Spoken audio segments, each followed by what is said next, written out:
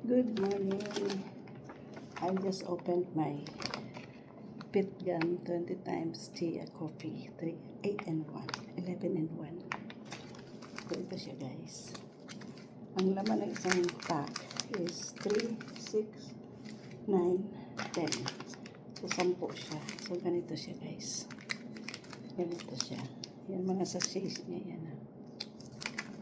So kung o-order kayo sa Amazon, fake ang andun kasi meron akong in-order. Pakita ko sa inyo ang difference. Ilagay muna ako ng coffee ko.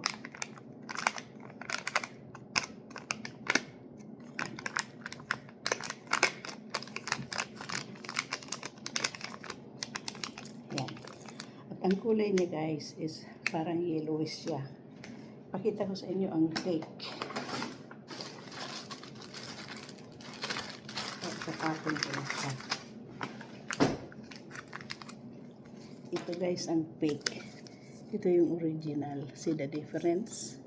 So, kung order kayo sa Amazon, fake yun. Kasi nag-comment na nga ako doon ng aking review na fake yung binibenta sa Amazon. At ito ang original.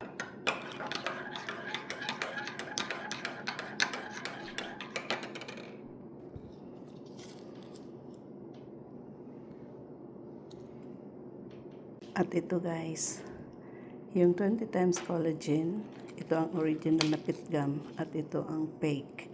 Ang kulay nito is parang 3-in-1 coffee lang. Samantalang ang Pitgum is yellowish at may chia seeds siya na talagang may aftertaste siya pag inano mo, mapipil mo siya. So ito ang kaibahan guys. So don't fall sa mga fake na products. At yung sa fake, ito sticker lang siyang nilagay guys at wala siyang ganito. Sabi nila repack lang daw yun na pero it's not, it's different kasi ang laman niya is 3-in-1 lang coffee samantalang ito is yellow ang kulay. So I hope na nakita nyo ang difference guys. So beware tayo sa mga fake products. Thanks po. So ito guys yung fake na chia coffee. Ito siya. Ayan. Ayan siya. At yan ang kanyang kulay. Ayan. At ito namang isa, ito siya. Ito ang original. Kaya yellowish ang kulay. At yung isa, parang 3-in-1 coffee. See the difference guys? Ayan. So, beware kayo sa fake products. So, ito ang original.